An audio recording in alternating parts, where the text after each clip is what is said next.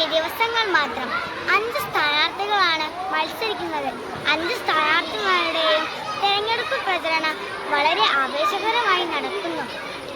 ആദ്യ ദിവസത്തെ പ്രചരണ കാഴ്ചകളിലേക്ക് പ്രേക്ഷകരെ ക്ഷണിക്കുന്നു.